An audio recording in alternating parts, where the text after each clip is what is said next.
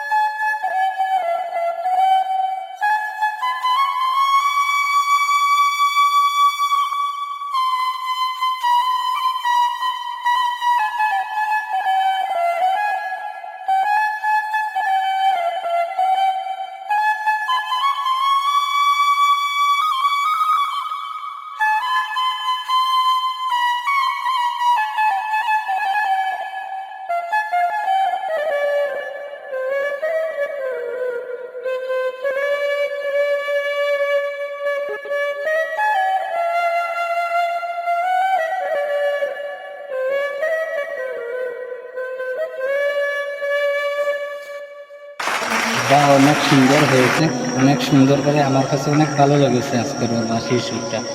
তো রেদওয়ান, তুমি এত সুন্দর করে বাঁশির সুর কীভাবে দিলে, বা এটা তোমাকে এই সুরটা কে শিখিয়েছে?